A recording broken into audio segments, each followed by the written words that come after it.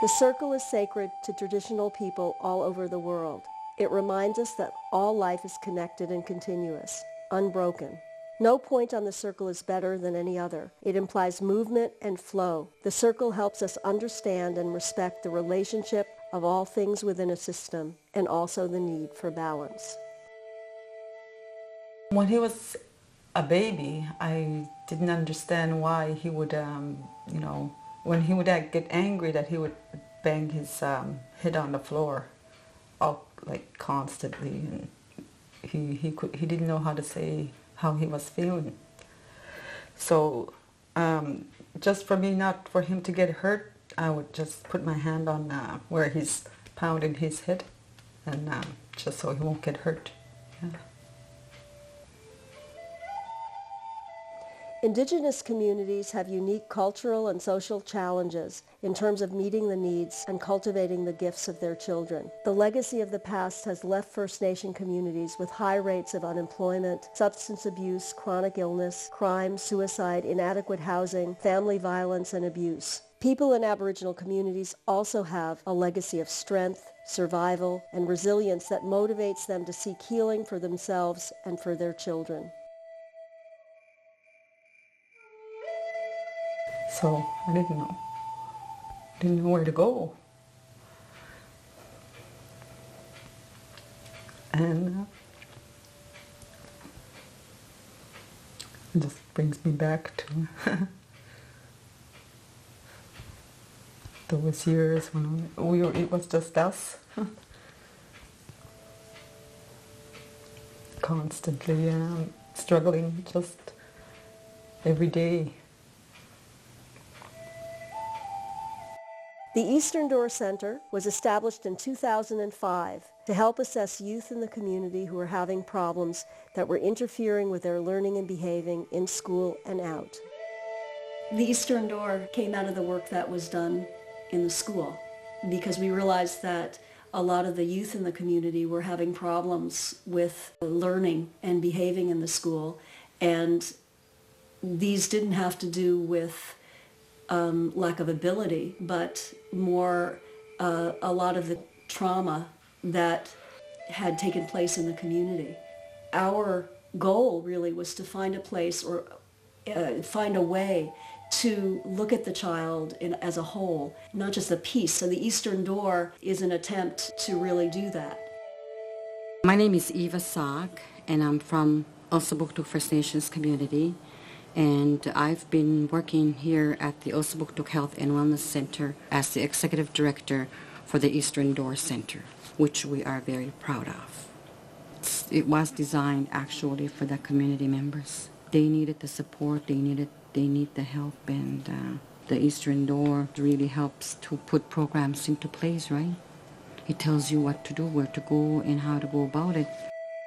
The Eastern Door Healing Circle involves screening, diagnosis, intervention, and prevention. One of our main focuses are healthy mothers and healthy babies. When he was small, I couldn't take care of her anymore because I didn't understand what was going on. They took him away for 6 months, I think.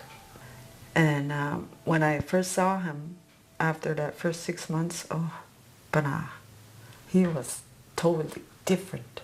But he had that glow in his face, not that the baby that I was taking care of was always screaming.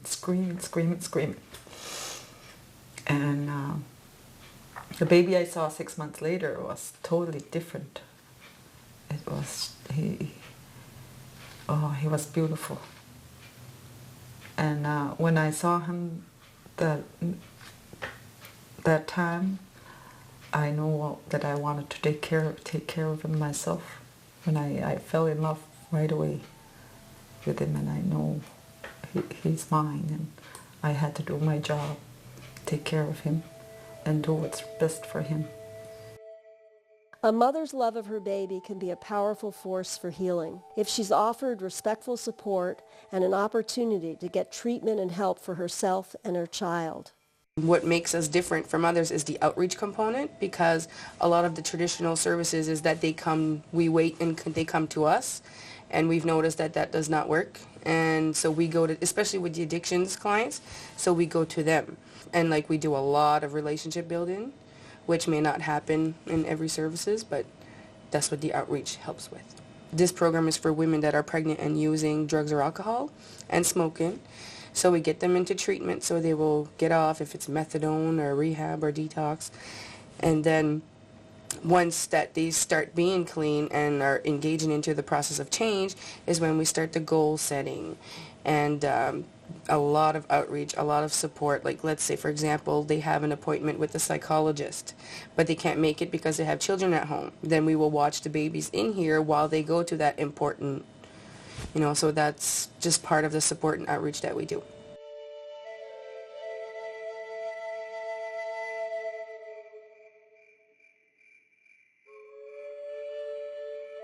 So you had children with conditions that were not simple, very complex conditions. And we didn't have a way of looking at that in the school. But what it was leading to was kids dropping out of school, before high school, and not really able to build on the strengths that they had so that they could have a healthy journey in life and be all they could be. And because we're dealing with multi-level and deep-rooted conditions that take in many different aspects, many different disciplines, you might say, we have a multidisciplinary team where we try to look in that way as a whole at what's happening. So the Eastern Door was a way of trying to find out what was going on, like with the kids, using the best professional practices, but also in a sense of cultural safety and sensitivity. In our approach, we allow like the wisdom sort of the elders in the community or the traditional knowledge in the community to inform our practice as professionals. And I think it leads to better healing. Their participation, they are the ones that really know about the families, and they know about the history of the families. When they open the circle and they go around, we all come from these busy here and there and everywhere, and we start to work as a unit. It puts us in that framework. I was really more than happy to be in that team in Eastern Door and working with them. I used my medicines. I light up my medicines. So we do our cleansing. We clear our minds, clear our ears. We're going to work what the kind of words we're going to be hearing, and the kind of words we're going to be putting in paper for these recommendations for this child. And I pray in my own language. When I say it in my own language, I know it comes from the heart. It doesn't come from up here. Eastern Door is a big help for us to understand our own children. And when I seen the Eastern Door coming together, I know I seen all that. I seen of how we're going to be helping our children. There's the primary team, which is composed of the elder, and then we have the physician, Dr. Takat. We have an occupational therapist, and we have a speech pathologist that comes to us through the school, and we have an educational psychologist. And myself, I have a PhD in educational psychology and work as the clinical coordinator of the team. And we have the nurse practitioner, and we have our resource and methods coordinator from the school. We have a mental health therapist, and we have a child and family social worker. We have our family support paraprofessional who comes. We have our community coordinator. When the children are sent to us, they're sent to us because there's either a learning or behavior difficulties within a 6-month period from the school, and a majority of them do come from the school, and then other ones are from child and family and mental health, and they do come, but the biggest part is from the school, because the school really knows, because the school spends the majority of of the time with the child. Youth are referred to the Eastern Door for assessment by the teachers in collaboration with the mothers using the medicine wheel screening tools, the student index, and the developmental history. I thought it was a break for me for when he started school. Yeah, at least I won't see him for a half a day. It was a break for me. But they still had problems at the school that he wasn't learning like at a same pace like the rest of the kids. And he knew that he's not the same like his other classmates, and everything is different for him. The biggest thing I do is I form the relationship with the family, so that way, and I walk them kind of step by step through the process of what they're doing, what they're going to be going through. The biggest thing about doing this program is not about sitting at your desk at all. I went out and formed that relationship and let the family know that they could trust me, and not just talking about the diagnostic team, but talking about the family and the family dynamics and how they relate, how they were to each other. One of the biggest things we do is we do the medicine wheel developmental history, and you go over how her life was, so you could see if there was trauma during pregnancy. You could see, and that's the time when you ask if there was drinking, if there was smoking, if there was how she ate, proper nutrition and diet and fitness, and how the birth went, so you can really get a picture of how that went. She interviewed me. She asked a lot of questions, and I just answered them like my honest way and the best as I could, what I know. And but she helped me out to figure out a lot of stuff too in my head about it, just talking to her. What's going to help the child? And you don't know what's going to help the child unless you're with the family. You see the interaction between the mother and the child, or the father and the child, the whole family dynamics of how they work together, how they work alone, how the child works at school.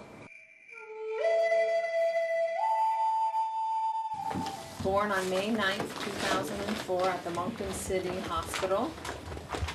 When he was a child, he did go back and forth from the mom to the dad, right from birth almost, because they used to drink and things were not really good. At the first, we take the referrals and we start with an assessment process, and we find out the needs of the child. And from that point, then we start programming to the level of the child and try to move them from where they are presently with their needs and try to help them to progress at their rate and in their style of learning. But I see him every day for lunchtime. I do the supervision, and now with another girl full-time, and it's been awesome. But we see the difficulties in the non-structured times, like with the space. And I noted on the strengths that he is able to calm down, but it's with us prompting him and really cueing him and using a gentle touch he allows with us, and a gentle voice. Your body language with him is really important. He's very territorial. And I noted that even though, especially with his food, he doesn't like anyone near it. Like if anyone just bumped it by accident or touched his apple, he'd throw the apple on the floor. But when he gets upset, his breathing gets really deep and heavy. The eyebrows are down a lot. It's almost like he's pensive. He's thinking, looking around. And you termed it as hypervigilance. I don't have it in my report, but I would say that's what it's happening. Right now, he's hypervigilant and he's protecting himself from any type of human conflict or emotional. So he has built a world around him to protect himself from any kind of emotional reaction. Sometimes when I'm part of the diagnostic team, that child might have not been under my care, and then I just listen to the whole history, and I might give some suggestions, or I might question certain things and help in the process. Eventually they could say, then the team decides if actually the child needs to be met by a counselor for mental health or somebody in psychology. So that's a possibility. The other possibility is that I have seen the child. I've been working with the child for a while. So then I bring, with the consent of the parents always, because nothing is being done without the consent of the parents. If That's where I bring whatever I have observed or what I perceive as being the problem. But at the same time, when I walk into the diagnostic team, I keep an open mind that I might be challenged by other things that I've had not a chance to get from other professionals. And sometimes I really look forward for it because it helps me to have a clearer picture and actually helps me maybe to have best practice too. And he always says, I want to be alone, I want to be alone. For him, it's chaotic. He needs so much because probably of all the trauma and everything we talked about. Quiet is where he feels less anxious probably. He's going to come out with emotional outbursts that we have to be ready for. I wonder if it's a seizure that affected him because he had seizure. fairly long seizure. That's it? 19 minutes at one point. He had a seizure 19 at an event. He had a seizure of 7 minutes and something like 20 seconds, and then he convulsed again 2 minutes and 20 seconds, and then he had another convulsion of 19 minutes. I do the physical examination, and then I do my recommendation as a family physician, and then we discuss after that as a team the problem of the patient and what will be our recommendation. I will see the child before the team meeting, and I will do a complete physical examination. I will do an examination of the face, the head. I'm looking especially for signs of fetal alcohol syndrome or other genetic disease or hereditary disease that can impair the learning of the children. It was difficult for him to do that. He couldn't do the right hand. And one finger after the other, it was very slow and very difficult. He couldn't do both hands at the same time. Fulcrum is B, which is 1, level 1. Yeah. You seem to have trouble with emotional control, as you're seeing, and also being able to shift from one activity to the other. I try to look at how they learn, what they do well, what they need strength in. I look at strengths and weaknesses, and then I combine it with everything else. I also have the teachers fill out surveys and things, so I can see their perception of the student attending class, how well they're doing academically, how well they're coping with just life in general. So what I'm seeing here is that there's a lot of things going on in school, and he's got a short attention span, and he's having trouble controlling his emotions. But it's not due to anything organic to his cognition. It's probably what I've been hearing here especially, is that it's things that he's encountered in his background, and what he's still encountering now is causing him a lot of grief. In terms of his cognition, it would be a 1. In terms of his ability level through the WISC. Yeah. His academic achievement, as Lori was saying, is a 1. When he was 1 year of age, seizure and admitted again. EEG normal, ECG normal. I provide clinical services for Asessment First Nation. I'm from the community. I speak the language. My job is to do a medical summary from all the child's file. So I bring all the pieces together and write a summary for the team. I find there's a lot of detective work that you have to do, find out like where does this child come from and where has he been from then to now. 15 months he was started on the valproic acid of age, 50 months of age. At 17 months of age, it's again respiratory distress, pneumonia, like an ambulance call. And at 29 months he fell down, hit his head, no loss of consciousness. At 3 years, fell down, hit his head, no loss of consciousness. When I come to the team, I bring a lot of information, not from the file, but from the history of the child. There's a lot of knowledge that's not written or can be spoken about. I have seen the child, I've treated the child, I've worked with the mother, I've lived with the grandparents. I have a in-depth understanding of each and every child in this community.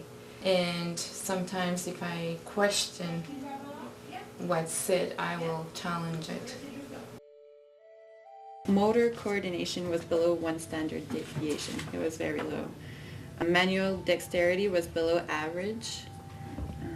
That's sorting cards, placing pegs and pegboards and stuff like that. I do the same kind of assessments that I would do with every other child, mostly fine motor, writing, sensory motor, sensory integration, visual perception. So I assess all of those and see how they function and do assessments, and then I do recommendations to the team.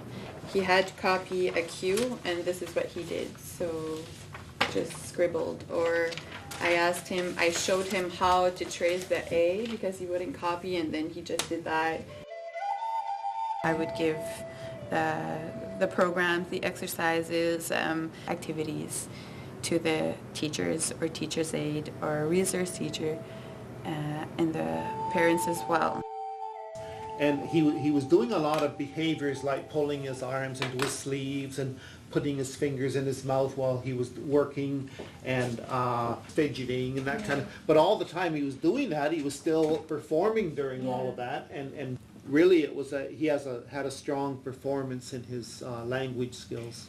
I do an assessment to see what their speech is like, their language. By language, I'm talking about their comprehension of language, their ability to express themselves in sentences.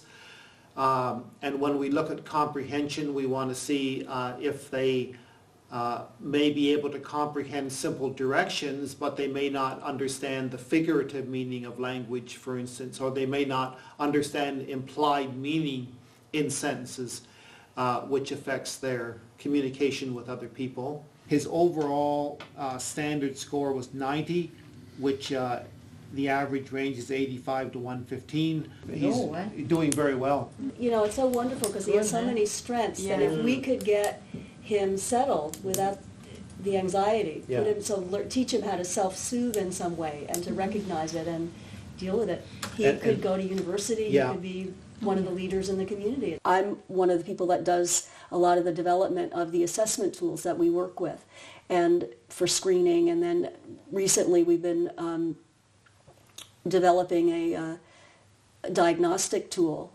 So when we do the diagnosis, we still use the 4-digit process that's recommended in the Canadian guidelines, but we've expanded it to make it more culturally sensitive.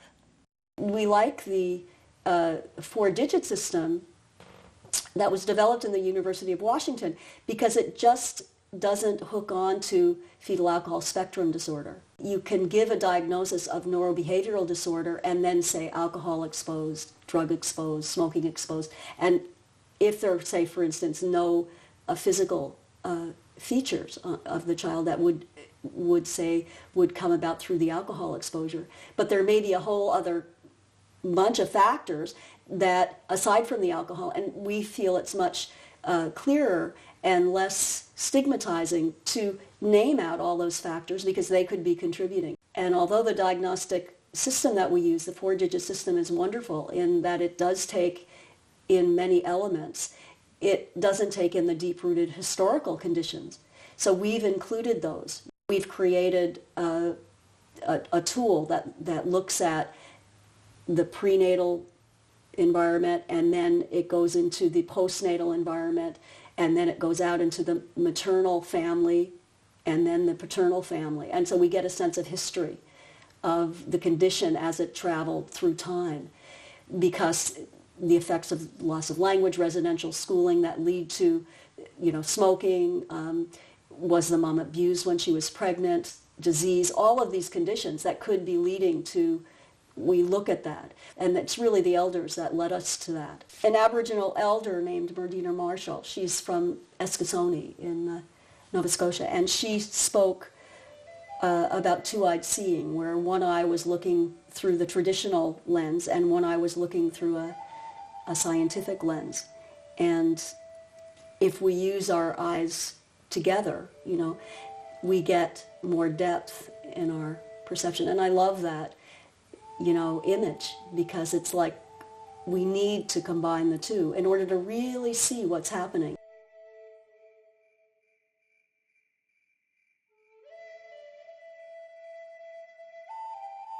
And one of the things I asked him to do was also, which doesn't figure into this overall scoring, was the phonological awareness. He could rhyme words, he could tell the beginning sound of a word, and on all that kind of stuff that a lot of kids can't do at that age. And so he was strong in that area. So yeah, so as far as reading and language, it looks like he has all the skills required to progress with that. Yeah, Well, that would be good to tell the mother, huh? Yeah, very good. He has so many strengths. After we make the diagnosis, like to distinguish it from the medical model, you know, we don't just have a file that then goes, okay, well, we've done this.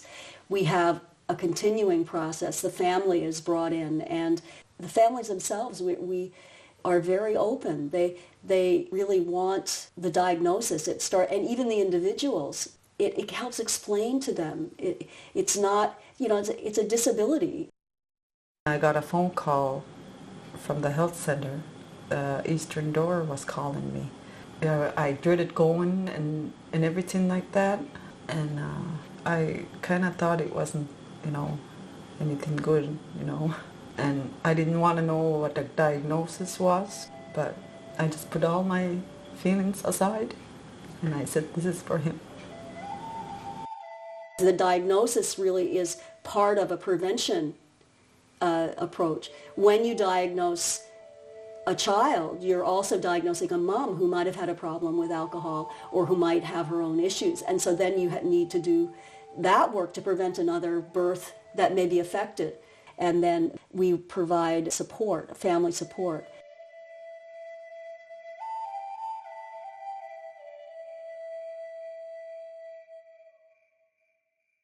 Well, I go and just support the families, and I help them with appointments, making sure they get to their appointments, and if things are not working for them, to kind of advocate for the child and for the family to make sure that if it's not working, then, you know, how can we fix it? When we started talking, it's like we became friends, and like she comes by my house to visit and asks how we are, about my other kids too, and she knows all my kids too, and she was a good support. She was a good listener.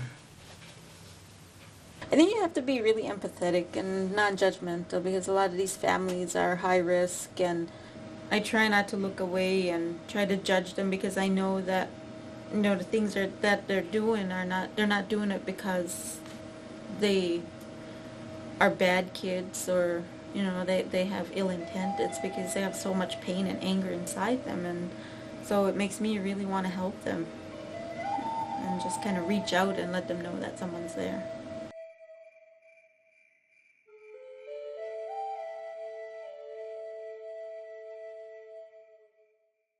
The mothers group, some mothers are older, some are younger. You know, some have 20-year-olds and others have a baby. So they kind of help each other out. And they're like, we're pretty much just sitting there and letting them help each other out. And then they listen, they interact. It's very interactive. And that's not something we tell them to do. It's not something, it just comes automatically. It's once a week. It's on Thursdays.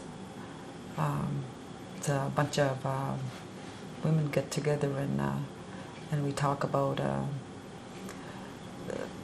similar problems, and it helps us to understand what's going on with us, with each of us, say. And too bad it's not twice a week.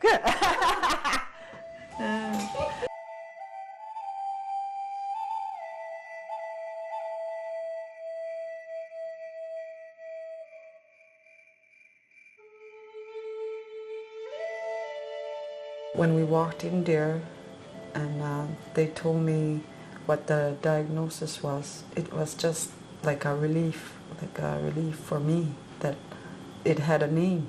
The doctor told me that that this is what they were going to do, and every word he was saying after that, it was lifting my spirits.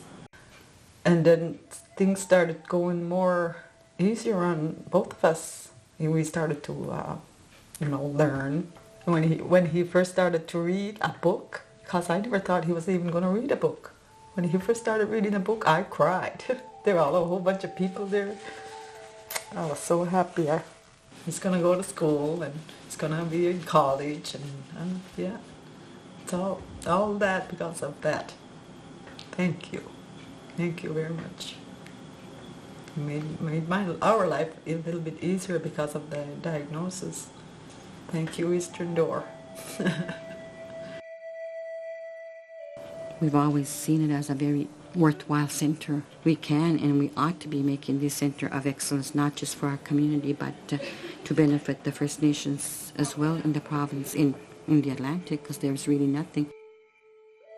The Eastern Door Healing Circle approach has led to collaboration between agencies in the development of the following programs and the use of culturally safe screening, diagnostic, and intervention tools.